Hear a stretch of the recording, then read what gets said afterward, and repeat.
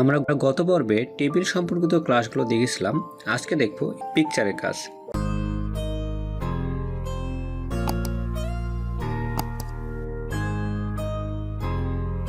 যদি আপনার প্রেজেন্টেশনে picture add করার প্রয়োজন হয় তখন কোথায় ক্লিক করব?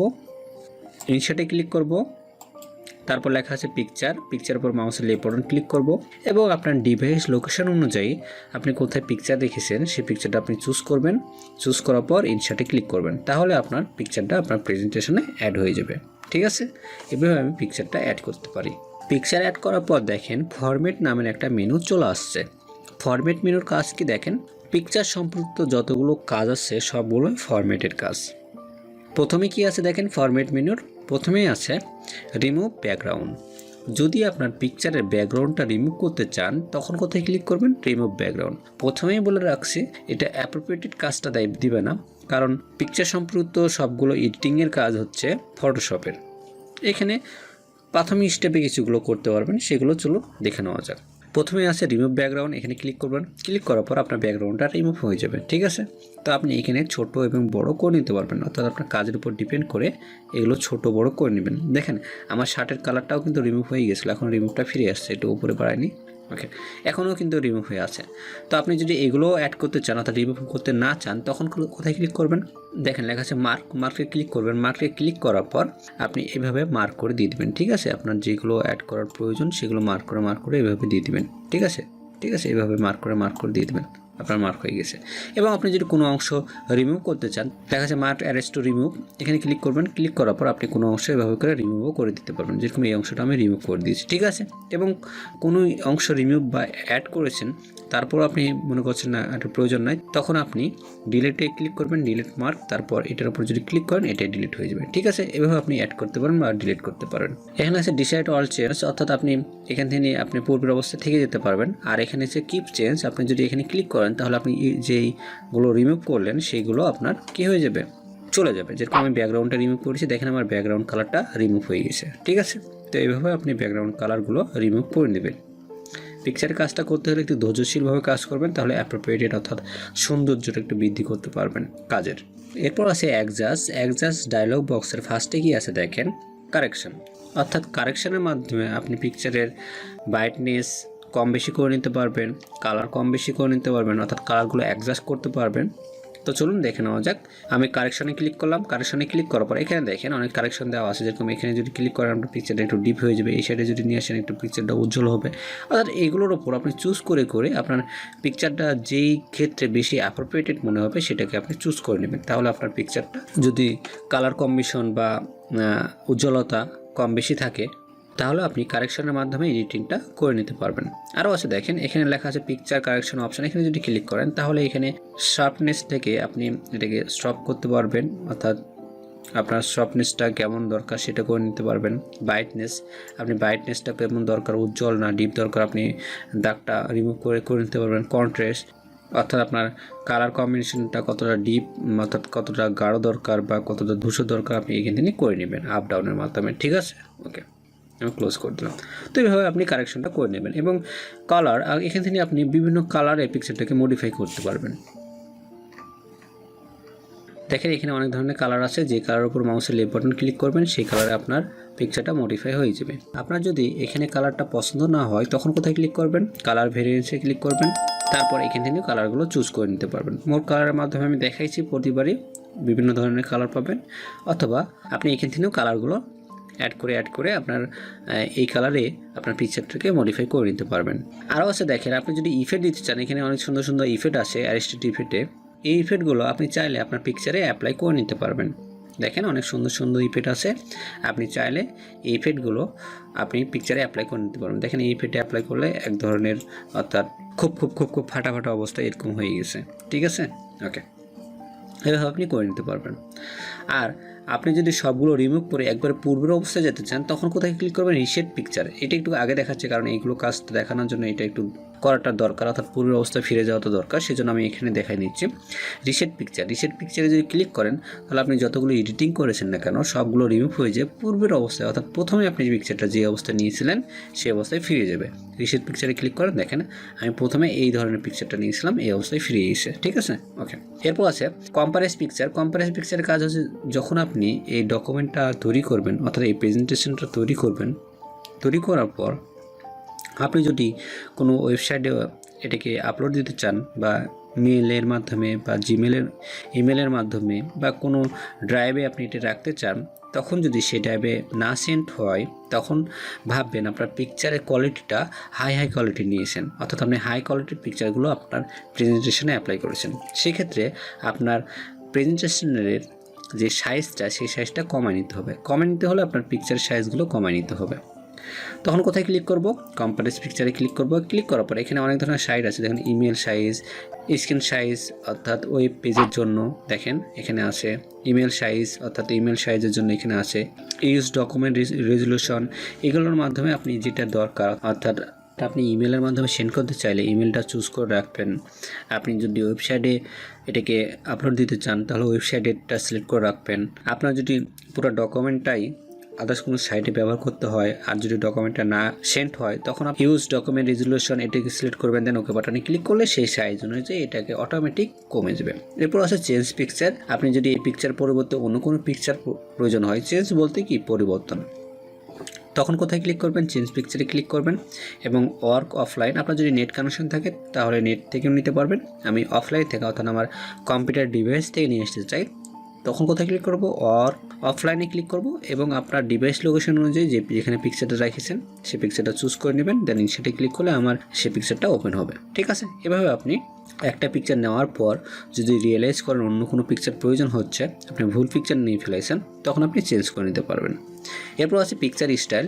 আপনি যদি এই পিকচারটাকে বিভিন্ন বর্ডার স্টাইলে মুভ করতে চান তখন কোথায় ক্লিক করবেন? এই যে পিকচার স্টাইলের এই যে ডাউন অ্যারোতে ক্লিক করবেন। এখানে অনেক ধরনের স্টাইল দেওয়া আছে, আপনি যে স্টাইলের উপর ক্লিক করবেন আপনার পিকচারটা সেই স্টাইলে দেখেন মডিফাই হয়ে যাবে।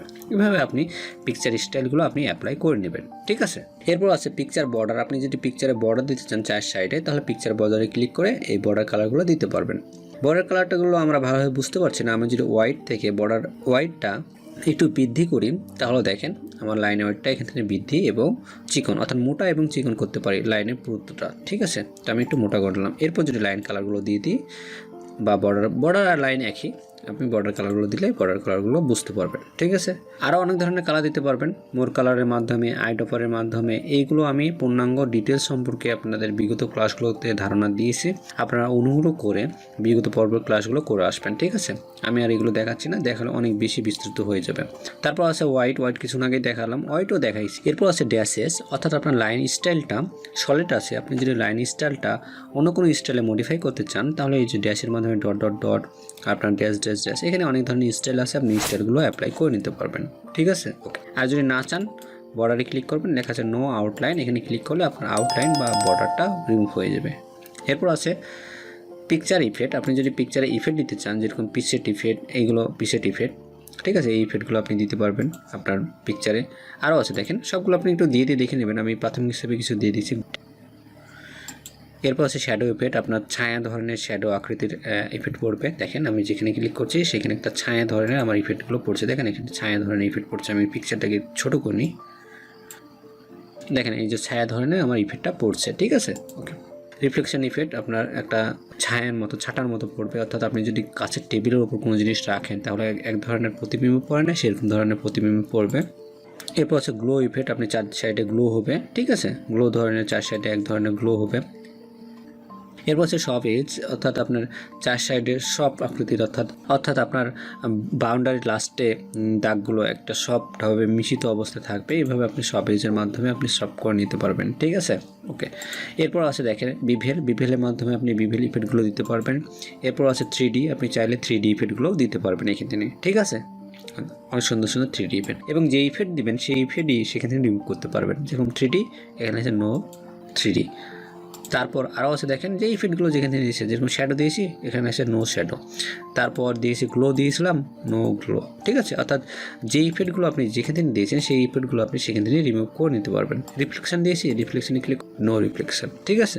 ওকে, এরপর আছে পিকচার লেআউট। আপনি যদি এই পিকচারটাকে স্মার্ট আর্ট লেআউটে মডিফাই করতে চান তখন কোথায় ক্লিক করবেন? পিকচার লেআউটে ক্লিক করবেন। ক্লিক করার পর এখানে অনেক সুন্দর সুন্দর লেআউট আছে, আপনি যে লেআউটে ক্লিক করবেন সেই লেআউটে আপনার পিকচারটা মডিফাই হয়ে যাবে। ঠিক আছে, এখানে আপনি লিখে দেবেন আপনার প্রয়োজনীয় তথ্যগুলো।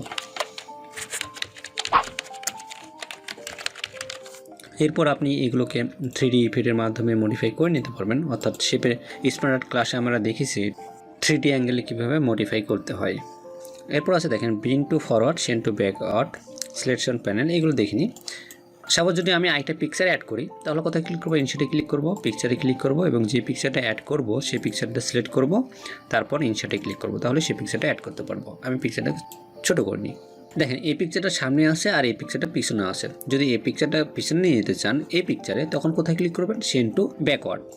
সেন্ড টু ব্যাকওয়ার্ডে ক্লিক করলে যে পিকচারটা আমার চুজ থাকবে অর্থাৎ সিলেক্ট থাকবে সেই পিকচারটা পিছনে চলে যাবে এবং যে পিকচারটা আমার চুজ থাকবে না সেই পিকচারটা সামনে চলে আসবে। এবং ব্রিং টু ফরওয়ার্ডে ক্লিক করলে আমার সামনে আসবে। যদি আমার এই পিকচারটা সামনে প্রয়োজন হয় তাহলে ব্রিং টু ফরওয়ার্ডে ক্লিক করব, তাহলে সামনে আসবে এবং ব্রিং টু ব্যাকওয়ার্ডে ক্লিক করলে পিছনে যাবে। ঠিক আছে। এবং সিলেকশন প্যানেল যদি আপনার ওপেন থাকে তাহলে আপনি ডিজাইনের ক্ষেত্রে কোনো কিছু অফ অন করে দেখে নিতে পারবেন। সাপোজ মনে করেন এই পিকচারটা অফ করলে, অর্থাৎ এই পিকচারটা আমার যদি না থাকে তাহলে ডিজাইনটা কেমন দেখাবে বা কাজের উপর ডিপেন্ড করে এই পিকচারটা যদি আপনি একটু কিছুক্ষণের জন্য অফ করে রাখতে চান তাহলে কোথায় ক্লিক করবো? এই যে চোখের মতো চিহ্ন দেখছেন না, এখানে ক্লিক করলে এই পিকচারটা আমার অফ অবস্থায় থাকবে, কিন্তু পিকচারটা আছে। ঠিক আছে, আবার এখানে ক্লিক করেন, পিকচারটা আবার শো করবে। এখানে ক্লিক করুন, পিকচার অফ হবে, এখানে ক্লিক করুন, শো করবে। ঠিক আছে। আপনি যদি সবগুলো হাইড করতে চান তাহলে হাইড অলে ক্লিক করবেন, সবগুলো হাইড হবে। সবগুলো শো করতে চাইলে শো অলে ক্লিক করবেন, সবগুলো শো করবে। সিলেকশন প্যানেলের মাধ্যমে আমি এই কাজগুলো করতে পারবো। এরপর আছে দেখেন অ্যালাইনের মাধ্যমে আপনি এটার পজিশন মুভ করতে পারবেন। যেরকম অ্যালাইনে ক্লিক করব, লেফটে ক্লিক করলে লেফটে চলে যাবে, সেন্টারে ক্লিক করলে সেন্টারে আসবে, রাইটে ক্লিক করলে রাইটে যাবে। এটা যদি টপ সিলেক্ট করা অবস্থায় থাকে তাহলে টপে লেফট সেন্টার রাইট হবে। আপনি যদি এটাকে মিডিল সিলেক্ট করেন তাহলে মিডিলে লেফট সেন্টার রাইটটা কাজ করবে। আপনার যদি এটা বটম সিলেক্ট থাকে অর্থাৎ নিচে সিলেক্ট থাকে তাহলে নিচের লেফট এবং সেন্টার এবং রাইটটা কাজ করবে। ঠিক আছে, অর্থাৎ আপনার যেটা সিলেক্ট থাকবে সেটাই কাজ করবে, লেফট সেন্টার রাইট। এবং গ্রুপ, আপনি যদি আরেকটা পিকচার অ্যাড করেন, গ্রুপ বলতে কি? দল। অর্থাৎ দল একজন ব্যক্তির সমন্বয় হয় না, ঠিক তেমনভাবে একটা পিকচারের সমন্বয়ে একটা দল তৈরি হয় না। আপনি যদি দুইটা পিকচার মিলে একটা গ্রুপ করতে চান বা দুই বা ততোধিক পিকচার মিলে যদি একটা গ্রুপ করতে চান, প্রথমে সিলেক্ট করবেন একটা পিকচার, তারপর কন্ট্রোল প্রেস করা অবস্থায় একটা পিকচারের উপর ক্লিক করবেন, অর্থাৎ দুইটা সিলেক্ট করবেন এভাবে। তারপর গ্রুপে ক্লিক করবেন, দেখাচ্ছে গ্রুপ ক্লিক করলে এই দুইটা পিকচার মিলে একটা গ্রুপ হয়ে গেছে। এখন এই দুইটা একত্রিত হয়ে গেছে। ঠিক আছে। এবং গ্রুপটা যদি আপনি আবার আনগ্রুপ করতে চান তাহলে কোথায় ক্লিক করবেন? গ্রুপে ক্লিক করবেন, লেখা আছে আনগ্রুপ, এখানে ক্লিক করলে আবার আলাদা আলাদা হয়ে গেছে। ঠিক আছে, দেখেন আলাদা আলাদা হয়ে গেছে। এবং রোটেটে ক্লিক করলে আপনি রাইটে 90 ডিগ্রি রোটেট করতে পারবেন, লেফটে 90 ডিগ্রি রোটেট করতে পারবেন, ফিল ভার্টিক্যাল অর্থাৎ উল্টামনে করতে পারবেন, আর ফিল হরিজন্টাল অর্থাৎ পূর্বের নেই করতে পারবেন। ঠিক আছে। ক্রপের মাধ্যমে অকেজে কোনো অংশ কেটে নিতে পারবেন। ক্রপে ক্লিক করেন, এই যে দেখেন চারদিকে চিহ্ন চলে আসছে, এইখানে গেলে এমন ধরনের চিহ্ন দেখাবে, তারপর মাউসের লেফট বাটন ক্লিক করে এভাবে ক্রপ করে নিতে পারবো। ঠিক আছে। আমি যদি নিচ থেকে ক্রপ করতে চাই, নিচে এমন ধরনের চিহ্ন দেখাবে, এখানে যাব। যদি লেফট থেকে চাই তাহলে লেফট সাইড থেকে, তো রাইট সাইড থেকে চাই রাইট সাইড থেকে, দেন ক্রপে ক্লিক করলে এই অকেজ অংশগুলো আমার কেটে যাবে। এবং হাইট ওয়াইট, আপনি যদি এই পিকচারে হাইট ওয়াইট ছোটো বড়ো করতে চান তাহলে হাইটে ক্লিক করলে হাইট ছোটো হবে, ওয়াইটে ক্লিক করলে ওয়াইট ছোটো হবে। কিন্তু এখানে দুইটাই একসাথে ছোটো বড়ো হবে। কেন ছোটো বড়ো হবে? সাপোজ আমি একটা মানুষের পিকচার নিয়ে দেখাই। সাপোজ মনে করেন আমি যদি আমার এই পিকচারটা শুধু হাইট এবং শুধু ওয়াইট ছোটো বড়ো করতে চাই, যেরকম যদি হাইটটা ছোটো করতে চাই, দেখেন আমার পিকচারের কোয়ালিটিটা নষ্ট হয়ে গেছে। ঠিক আছে। শুধুমাত্র যদি আমি ওয়াইটটা ছোটো বড়ো করতে চাই তারপরও আমার পিকচারের কোয়ালিটিটা দেখেন নষ্ট হয়ে গেছে, হয়েছে না? নষ্ট হয়ে গেছে। তো পিকচারের ক্ষেত্রে আপনার হাইট ওয়াইটটা একসাথে ছোটো এবং বড়ো হয়। যেরকম হাইটে যদি ছোটো বড়ো করেন একসাথে ছোটো বড়ো হবে। ঠিক আছে। তাছাড়া আপনার পিকচারের এক্সপেক্ট রেশিও নষ্ট হয়ে যায়, যেটাকে পিকচারের কোয়ালিটি নষ্ট হবে বলে। কিন্তু আপনার যদি কাজের ক্ষেত্রে যদি প্রয়োজনীয় হয় শুধুমাত্র হাইটটা বড় করতে বা শুধুমাত্র ওয়াইটটা বড় করতে, তখন আপনি কোথায় যাবেন? দেখেন এইখানে গেলে এই যে এমন ধরনের চিহ্ন দেখাবে, তারপর আমি হাইটটা ছোটো বড়ো করতে পারবো। ঠিক আছে। এখানে গেলে এমন ধরনের চিহ্ন দেখাবে, অর্থাৎ দুই দিকে তীর চিহ্ন, তারপর ওয়াইটটা ছোটো বড়ো করতে পারবেন। ঠিক আছে। ওকে। আপনি যদি এই কর্নারে যান তাহলে এমন ধরনের চিহ্ন দেখাবে, তারপর আপনি হাইট ওয়াইট একসাথে ছোটো বড়ো করতে পারবেন। ঠিক আছে, বুঝতে পারছি। ভিউয়ার্স, ভিডিওটা আজকের মতো এই পর্যন্তই। ভিডিওটা কেমন লাগলো অবশ্যই কমেন্টের মাধ্যমে আমাকে জানাবেন। আর লাইক, কমেন্ট, সাবস্ক্রাইব করতে কখনোই ভুলবেন না। সবাই ভালো থাকবেন, সুস্থ থাকবেন। আল্লাহ হাফেজ। আসসালামু আলাইকুম।